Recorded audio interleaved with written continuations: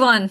Welcome to icMercury Orbital Insights interview. This is the new episode, and my captain Lee J and our lifeguard Harry together with us. And you know me already. This is Seta Hewitt, Space Ambassador of icMercury. Today we have Alba Orbital founder and CEO Tom Walkinshaw with us. Hello, Tom. Hi, nice to be here.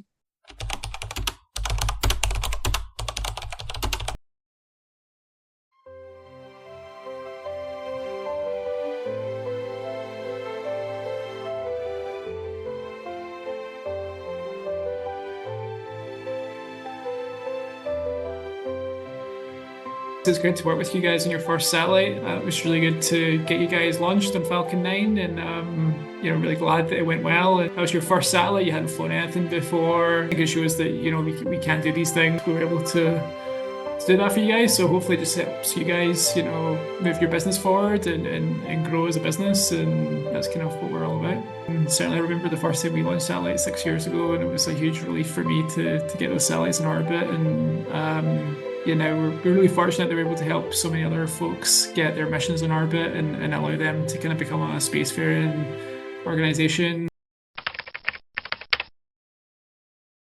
Alba specializes in very small satellites called PocketQubes. So these are 5 centimeter cubes satellites.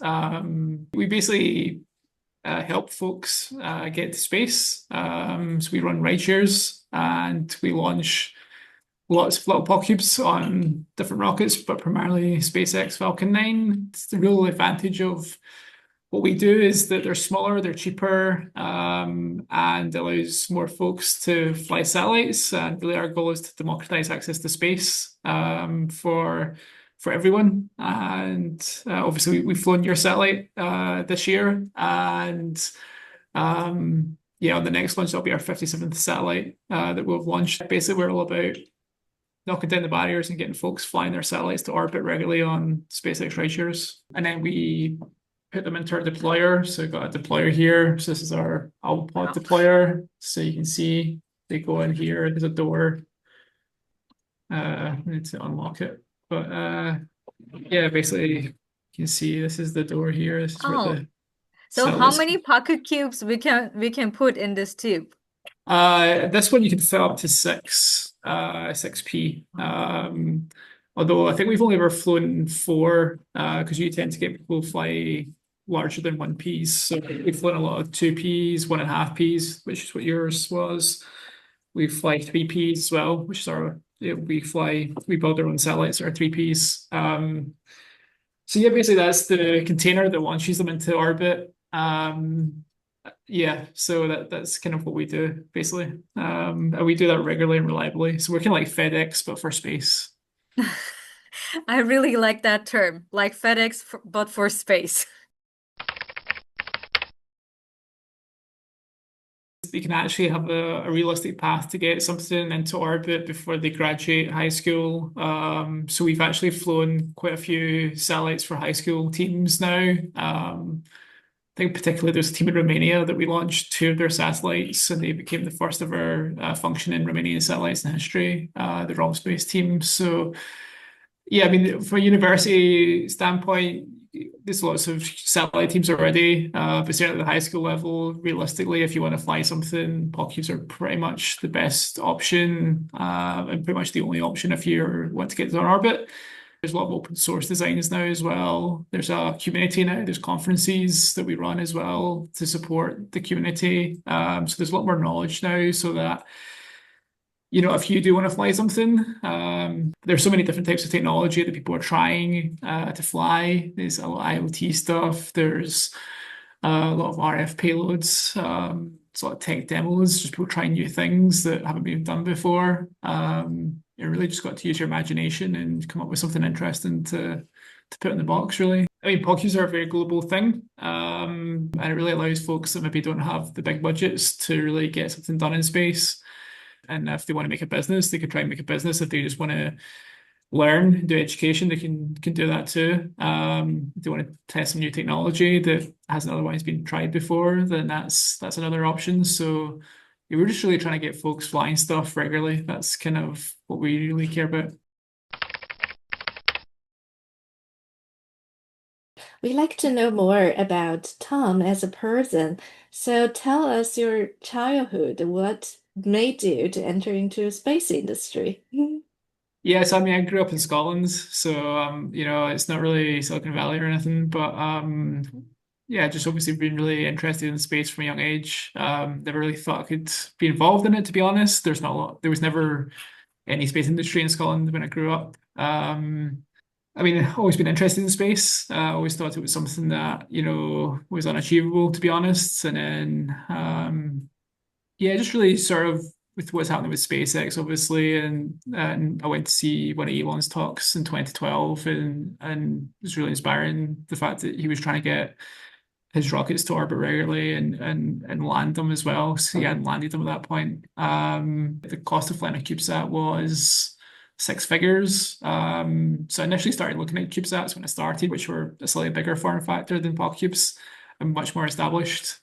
Um, but I just didn't have the resources to do that, to be honest. I didn't have the money coming out of university as sort of broke student. So that's kind of where PocketQubes kind of made a lot of sense because I thought I could build something smaller. Electronics are prone to miniaturization.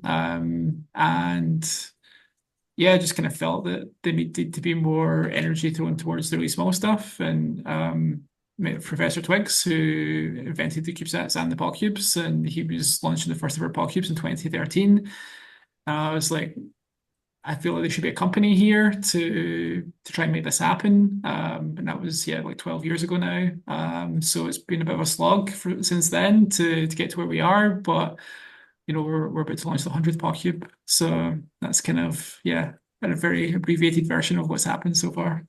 That's wonderful. And now Scotland is like the hub of the Pocket Cube community. Yeah, Scotland is, for PocketCubes in particular, and we actually have a first others company from Scotland we have a customer in Scotland now who's another company that started up who's also doing PocketCubes, and we're launching them on the next mission. So yeah, I mean, Scotland in general is very big in space relative to its size. We're very focused on small satellites, and I think Glasgow in particular is number one in Europe for satellite production.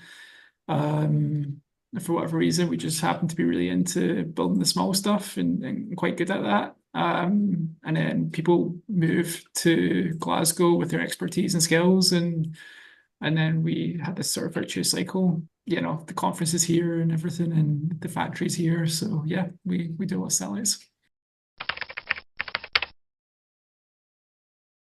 Generally, like the way that most new teams screw up their mission is licensing. So they don't apply early enough for their license. They maybe try and do it themselves and they don't know what they're doing. So certainly, and every country is different for satellite licensing.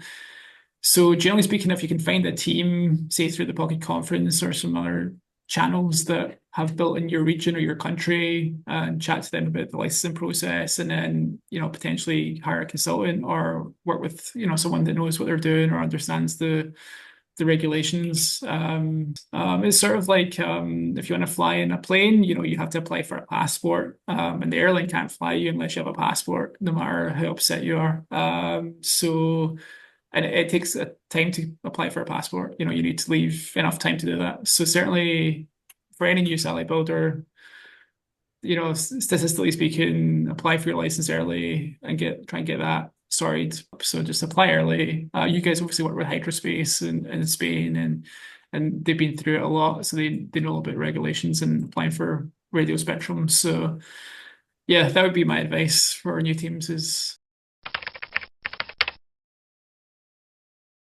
The picture from the unicorn was great. That was the thanks. new development, right? Big thing for us has been trying to demonstrate pointing on a satellite in the PocketQube class, which had never been done before. We were able to achieve that a few months ago. And because we were able to point the satellite, now we can take nice pictures, which previously, I think, the next smallest commercial satellite is maybe 6 kilograms, and our satellite is just around a kilogram. So, really small satellites able to do stuff that bigger satellites could only previously do. We're pretty much bringing down a picture to every few days now. So it's really been a team effort, and just to prove that you can do it on a PocketCube. There's been a lot of people surprised at like the resolution and what the pictures actually look like, and that we can do this. you can see airports, you can start to see buildings, you can start to see like agricultural, fields like deforestation. It's just like so many things we can start to pick up and start to track. And ultimately that's I think the way that PocketQubes become relevant is that we start to service more than just the satellite community, which is always going to be a small group of people compared to the general population. But if we can start to image the Earth frequently enough and get enough data, then that can start to inform folks and start to improve their lives on Earth because they have better information to make decisions. The satellites are circling Earth every 19 minutes, so they have Yeah. equal speed, but taking a clear photo, it's not that easy. It's actually It's pretty hard, yeah. It's really hard. There's a lot of trial and error for sure. We certainly made it hard for ourselves by building so small satellites. Most imaging satellites would be much, much bigger. It was definitely the smallest commercial imaging satellite, for sure. Yeah, certainly as the technology advances, I think we're only going to see improvements. The pictures are only going to get sharper and clearer, and we'll get more frequent pictures, and we'll get better georeference pictures, and all these things will just happen in time once we start to delve into technology and start to service more users.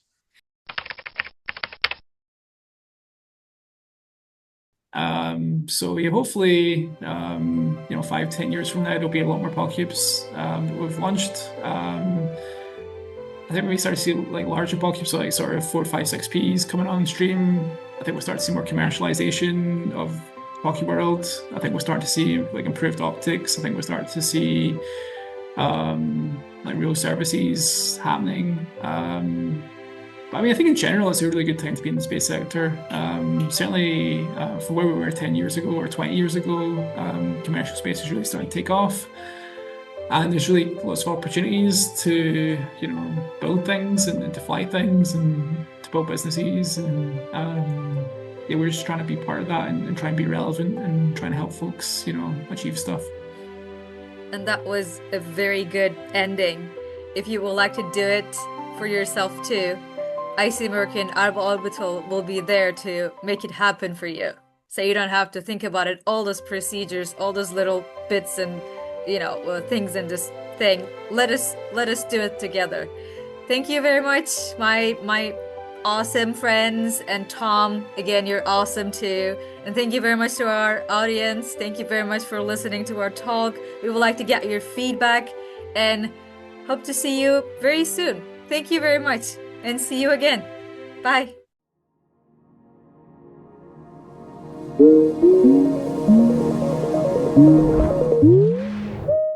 From the back this morning, who have been here since 7 a.m. this morning. Interstellar Communication Holdings. Next generation space technology. So there's a story behind this, and this is that they met from different parts of the world at the Go Global Awards in Estonia in 2022. So that shows you what building networks and relationships can do. They've now started a satellite company together. So from Turkey, from the United States, from Finland, from India, they formed a company together as a result of being at the Go Global Awards in 2022.